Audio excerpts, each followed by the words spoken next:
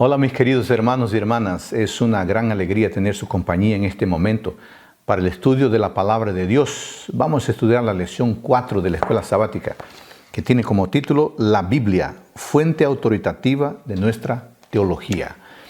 Los invito a hacer una oración ahora en este momento, pidiendo la orientación de Dios para el estudio de la Biblia a través del folleto de la Escuela Sabática. Oremos. Querido Dios, muchas gracias por este privilegio de estudiar tu palabra en este momento.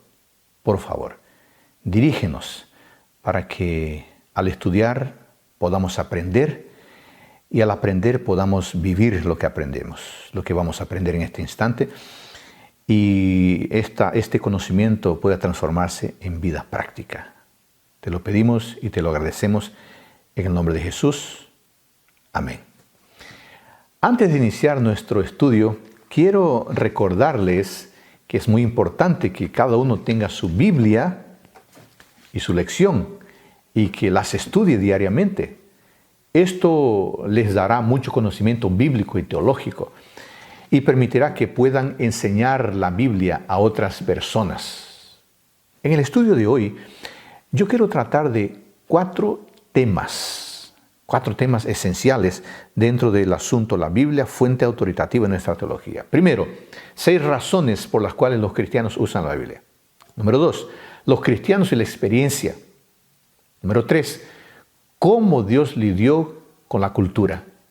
Y finalmente, fe y razón de acuerdo con la perspectiva bíblica.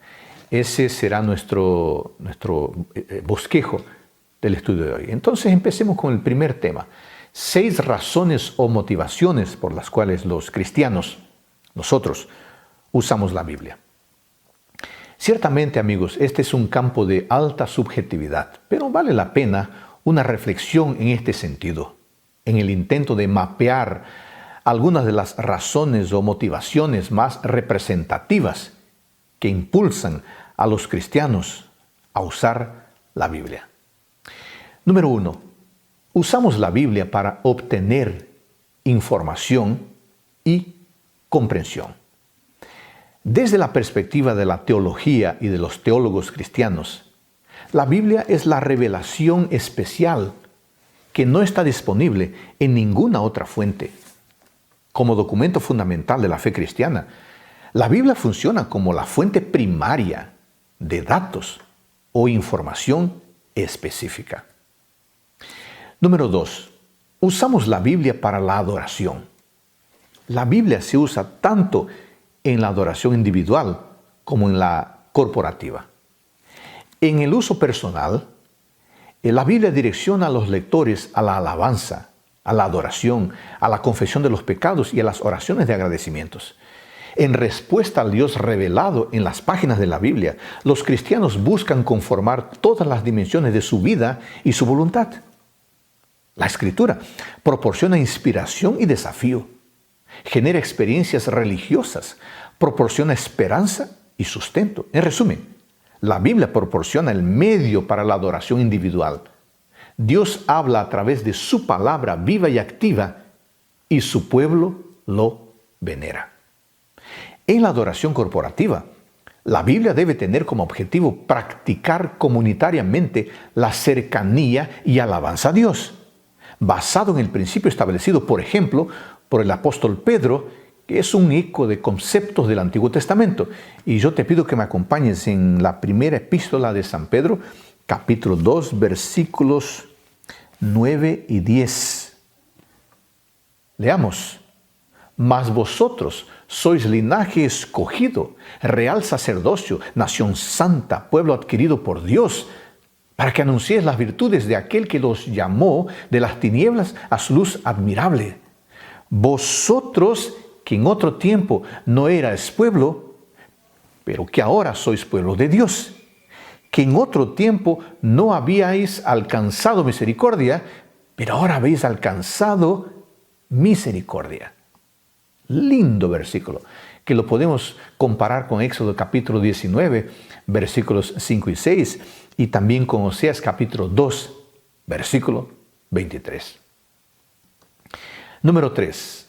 usamos la Biblia para formular teología. ¿Qué significa esto?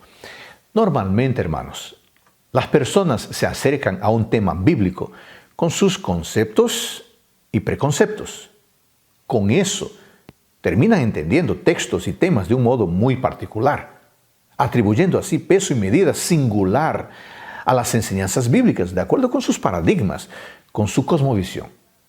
Por causa de eso, es necesario que cada generación revise su comprensión y formulación teológica, no porque la Biblia, fuente de teología cristiana, cambie, sino porque nuestra comprensión puede cambiar en función de la influencia que ejerce la cultura en cada uno de nosotros. Número 4.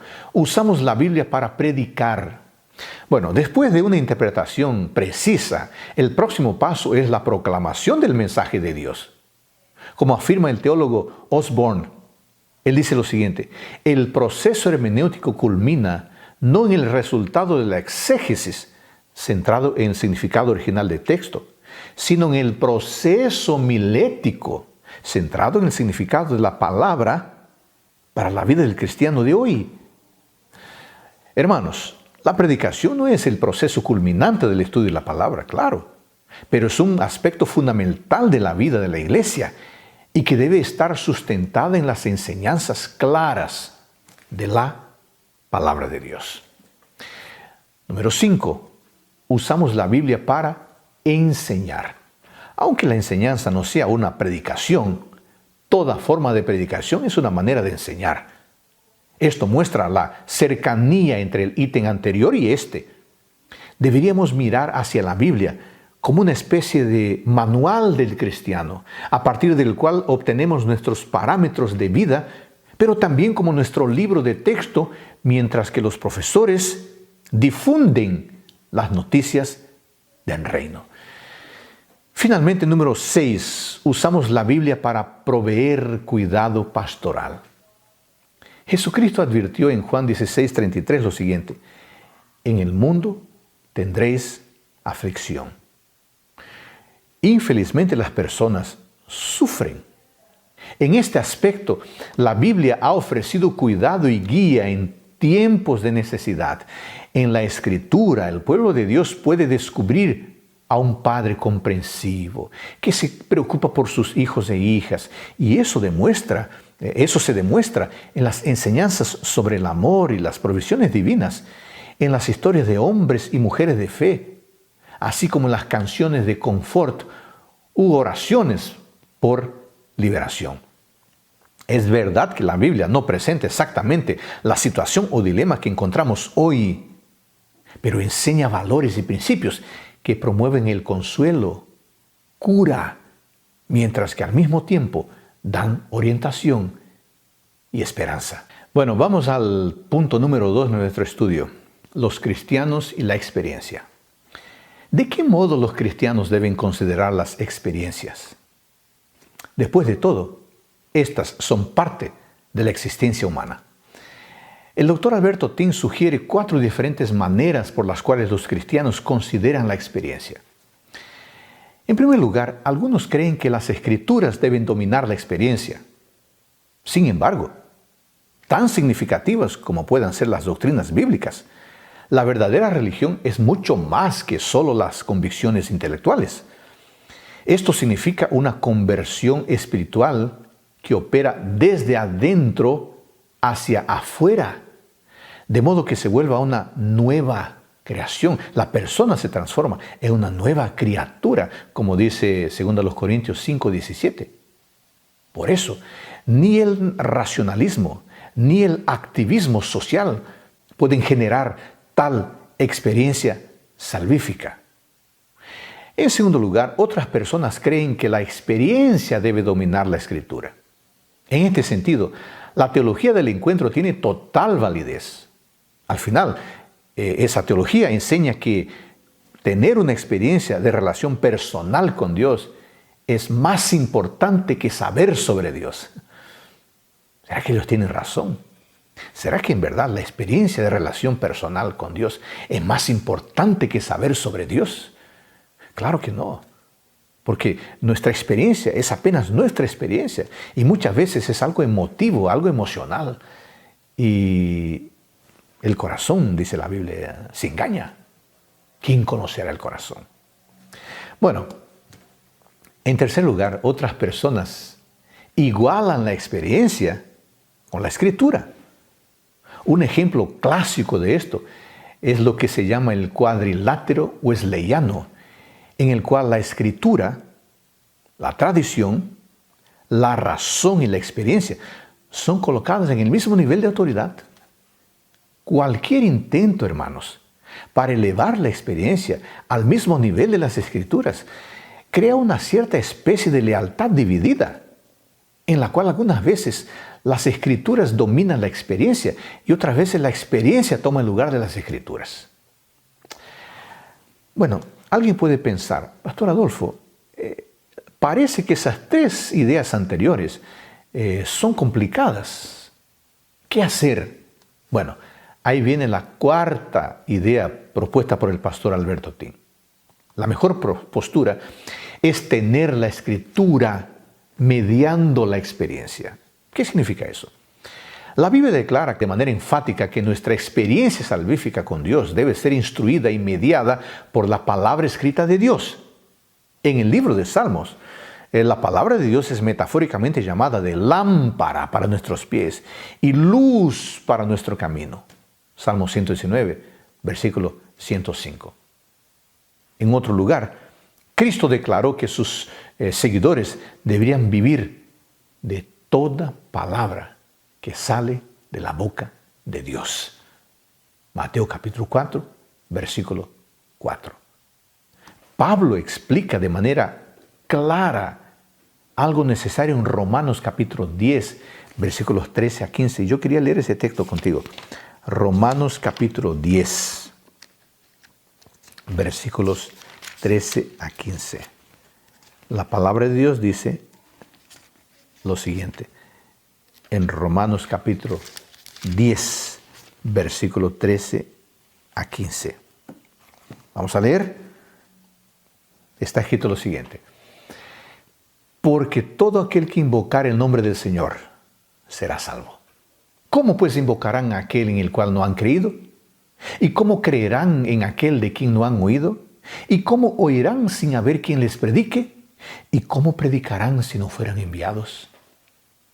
Esas y otras invitaciones bíblicas para vivir fielmente por la palabra de Dios implican, amigos, que la palabra viene antes de la experiencia. La palabra precede a la experiencia. Por eso, querido hermano, querida hermana, toda experiencia, la vida práctica, debe ser explicada a la luz de la palabra de Dios. Bueno, vamos a entrar ahora al tema número 3 de nuestra lección de la escuela sabática. Cómo Dios lidió con la cultura. Un estudio de las prácticas del antiguo Cercano Oriente y su posible relación con el texto bíblico sugiere que en el Antiguo Testamento Dios lidió de diferentes maneras con prácticas paganas antiguas, con las culturas antiguas.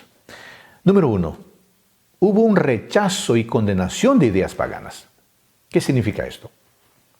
Dios rechazó diversas prácticas del antiguo Cercano Oriente porque eran totalmente incompatibles con su carácter y con su voluntad para con su pueblo. Por ejemplo, consultar a los espíritus de los muertos era un hecho religioso común que Dios rechazó. Veamos, Deuteronomio capítulo 18, versículos 10 y 11. Deuteronomio 18, 10 y 11. No sea hallado en ti quien haga pasar su hijo o a su hija por el fuego, ni quien practique adivinación, ni agorero, ni sortílego, ni hechicero, ni encantador, ni adivino, ni mago, ni quien consulte a los muertos. Esa práctica es rechazada. La Biblia rechaza terminantemente. Dios también condenó el sacrificio de niños en una época que eso era común. Levítico capítulo 20, versículo 1. Observan cómo Dios es enfático en eso. En segundo lugar, se nota polémicas contra ideas paganas. A veces, Dios usaba a los profetas para participar en ataques polémicos contra algunas de las prácticas y creencias religiosas de sus vecinos. Dios dio una orden específica contra la adoración de imágenes, pero también empleó un tono polémico a fin de demostrar el absurdo de adorar ídolos. Leamos sobre eso. Isaías 45, 5 y 6. Yo soy Jehová y no hay ningún otro. No hay Dios fuera de mí. Yo te ceñiré, aunque tú no me has conocido. Versículo 6. Para que se sepa desde el nacimiento del sol hasta donde se pone que no hay más que yo. Yo soy Jehová y no hay ningún otro. Clarísimo. El profeta Oseas entró en una polémica contra los rituales cananeos de fertilidad. De acuerdo con el profeta Oseas, era Dios y no Baal quien, debido al pacto de amor, envió lluvia. Dios hizo eso porque amaba a las personas.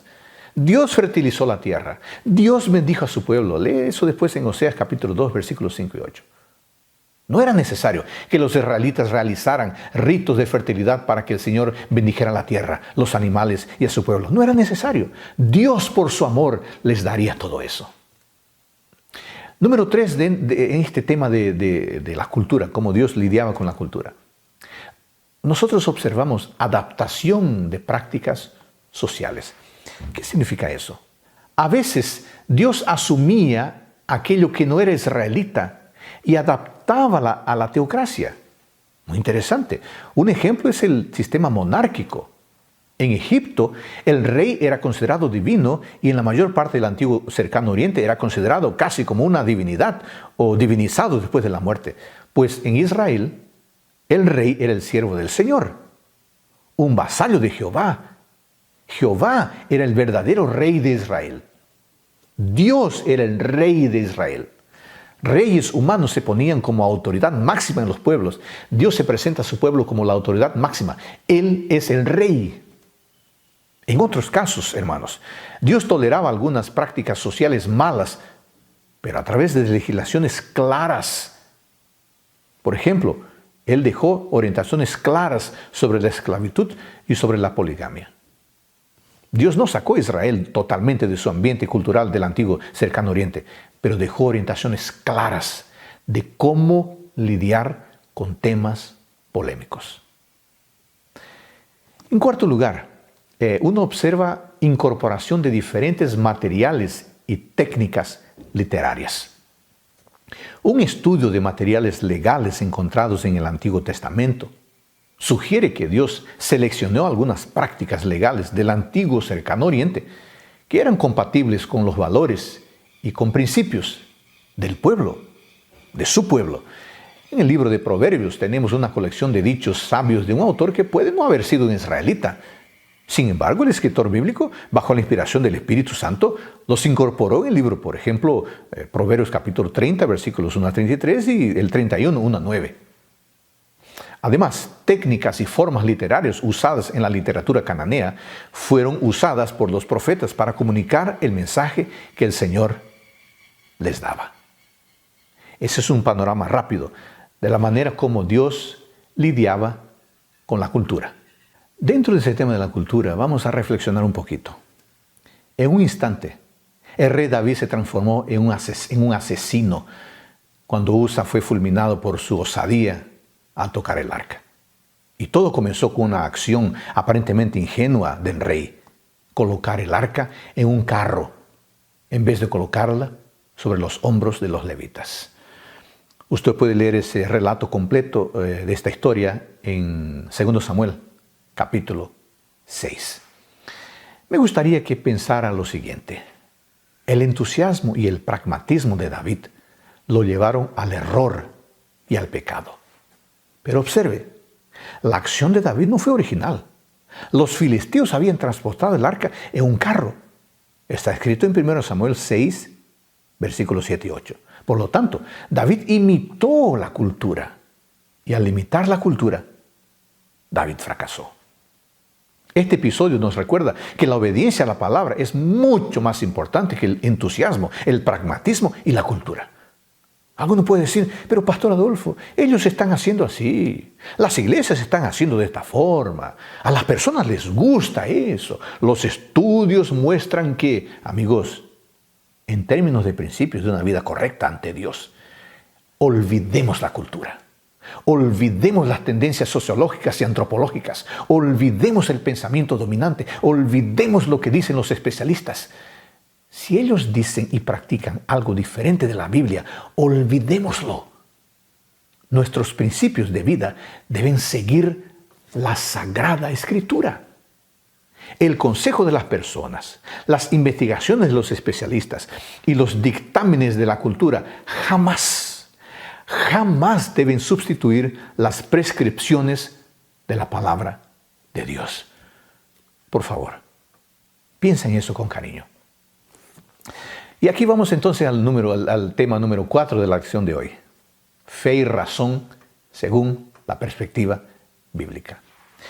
Específicamente en el Nuevo Testamento, la enseñanza bíblica que habla sobre la fe y la razón puede ser resumido en algunas proposiciones. Y nosotros vamos ahora a entrar en este tema. Número 1. El Espíritu Santo despierta la fe e ilumina la razón. Hermanos, si no fuera por la persistente influencia del Espíritu Santo en la conciencia humana, nadie se volvería cristiano. Nadie. ¿Por qué? Porque en nuestra condición natural no poseemos la disposición de buscar a Dios. ¿Tienes dudas sobre eso? Entonces leamos Romanos capítulo 3, versículos 10 y 11. Romanos capítulo 3, 10 y 11. Como está escrito, no hay justo, ni aun uno. No hay quien entienda, no hay quien busque a Dios. Todos se desviaron, todos. En nuestra condición natural, hermanos, no tenemos disposición de buscar a Dios, de reconocer nuestra necesidad emergente de su gracia o de comprender las cosas espirituales. No tenemos condición. En nuestra naturaleza humana, solamente por la influencia del Espíritu Santo, somos llevados a aceptar, creer y confiar en Dios. Después de esta milagrosa transformación, el Espíritu Santo nos enseña. El Espíritu Santo nos guía a la comprensión de toda la verdad, habilitándonos a discernir entre la verdad y el error. Por nuestra condición natural humana, no podemos hacer eso. O tal vez, mejor dicho, no queremos hacer eso. Número 2. La fe debe ser desarrollada y practicada durante toda la vida. Romanos 12:3 dice que cada ser humano recibe una medida de fe. Esto es, la capacidad básica de confiar en Dios. Y cada ser humano es animado a crecer más y más en la fe, dice 2 Tesalonicenses 1:3. En este sentido, el pedido insistente de los discípulos fue: aumentanos la fe. Aumentanos la fe. Lucas 17:5. Este pedido es muy oportuno. Necesitamos clamar a Dios que aumente nuestra fe y que esto ocurra a lo largo de toda nuestra vida. Número 3, hermanos, número 3. Dios valora, Dios apela a la razón humana. Aunque los pensamientos de Dios sean infinitamente superiores a los nuestros, Isaías 55:8-9, Él eligió comunicarse inteligentemente con la raza humana, revelándose a sí mismo a través de las Escrituras, a través de Jesucristo, cuando dijo que Él, Jesucristo, es la verdad, Juan 14:6, y a través de la naturaleza, Salmo 19:1. Dios quiere razonar con nosotros. porque Él es un ser inteligente y quiere comunicarse de modo inteligente con nosotros. Leamos sobre eso en Isaías capítulo 18, versículo 1. Lindo texto que dice: venid luego, dice Jehová, y estemos a cuenta. O sea, Él quiere razonar con nosotros. Jesucristo frecuentemente hacía participar a sus oyentes en diálogos y reflexiones, incentivándolos a una respuesta consciente. Por ejemplo, su conversación con Nicodemo, Juan capítulo 3, y su diálogo con la mujer samaritana, Juan capítulo 4. Los creyentes de Berea fueron elogiados. ¿Por qué? Por examinar cada día las Escrituras para ver si estas cosas eran así. Hechos 17, 11. Número 4. Dios nos provee suficiente evidencia para creer y confiar en Él. El observador imparcial puede reconocer en el universo natural el poder creador y sustentador de Dios. Está escrito que las cosas invisibles de Él, su eterno poder y deidad, se hacen claramente visibles y comprendidas por intermedio de las cosas hechas. Aquellos que, a pesar de las evidencias, niegan su existencia y poder creador, no tienen excusa. No tienen excusa. Romanos 1:20. Dios se revela. Sin embargo, cuando Tomás expresó dudas sobre la realidad de la resurrección, ¿qué dijo Cristo? Cristo le dio una evidencia física y lo desafió: no seas incrédulo, sino creyente. Juan 20, 27 a 29. Número 5, hermanos. Dios provee claras orientaciones para la vida, pero acepta las elecciones que hacemos. En el jardín del Edén, Dios dio a Adán y Eva el libre albedrío para obedecerlo o no obedecerlo, y les advirtió sobre las terribles consecuencias de su desobediencia. Génesis 2, 16, 17. Hablando por intermedio de Moisés, Dios reiteró las opciones que les daba. Él les dice así: mira, yo he puesto delante de ti hoy la vida y el bien, la muerte y el mal. Escoge pues la vida para que vivas tú y tu descendencia. Deuteronomio 30, 15 y 19. Sus llamados a la conciencia humana son perfectamente cordiales. Él dice: he aquí, yo estoy a la puerta y llamo. Si alguno oye mi voz y abre la puerta, entraré a él y cenaré con él y él conmigo. Apocalipsis 3, 20. Número 6. La fe y la razón trabajan juntas en la vida y en el testimonio del cristiano. Hermanos queridos, el apóstol Pablo atestigua que aceptar a Jesús como Salvador depende de una conversión racional del Evangelio. Él dice en Romanos 10, 17, leamos Romanos capítulo 10, versículo 17, el apóstol Pablo dice lo siguiente, Romanos 10, 17. Así que la fe es por el oír, y el oír por la palabra de Dios. Los cristianos deben estar siempre preparados para presentar defensa ante todo el que os demande razón de la esperanza que hay en vosotros. Dice 1 Pedro 3:15. Interesante, ¿no? Respuesta, la palabra respuesta que aparece en las traducciones es una traducción del griego apología, que en griego significa defensa, justificación. Y la palabra razón es la traducción de logón en griego, que significa una palabra, una explicación. Dios quiere que nosotros como sus testigos podamos explicar, podamos defender, podamos justificar. ¿Sabe por qué? Porque el cristianismo es una religión inteligente. Pero también la Biblia anima a los cristianos. El apóstol Pedro anima a los cristianos. Él dice, poniendo toda diligencia por esto mismo, añadid a vuestra fe virtud, y a la virtud conocimiento. ¡Qué extraordinario! Añadir a la fe virtud, y a la virtud conocimiento. Segunda carta de Pedro, capítulo 1, versículos 5 y 6. Hermanos queridos, estamos llegando a la conclusión de nuestro estudio de hoy y yo quiero decirte lo siguiente. Como cristianos, recibimos todo tipo de influencia y nuestra teología también es influenciada.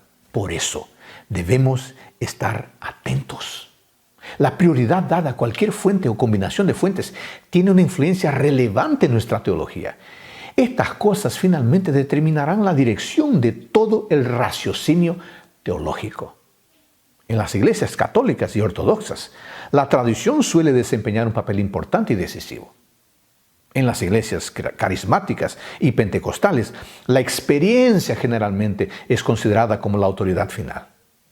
En la teología liberal, la razón humana con frecuencia asume la última palabra para decidir lo que es creíble o no. Además de eso, toda la iglesia es impactada en algún nivel por la cultura local. Ninguna iglesia existe sin la Biblia. Es importante ser consciente de todas estas influencias y entender la contribución positiva que cada fuente tiene en nuestra fe, pero también es esencial ver claramente las limitaciones de esas fuentes. La pregunta decisiva es, hermanos, ¿a qué fuente concedemos autoridad suprema y final en materia de fe y práctica? ¿A qué fuente concedemos autoridad final, suprema en materia de fe y práctica? Hermanos, permítanme decirles lo siguiente. En asuntos de fe religiosa, en asuntos de vida cristiana, ninguna autoridad, ninguna, ya sean concilios, ya sean padres de la iglesia, ya sean pastores, ya sean reyes, ya sean teólogos, ya sean eruditos, expertos, ninguna autoridad debe gobernar nuestra conciencia, ninguna.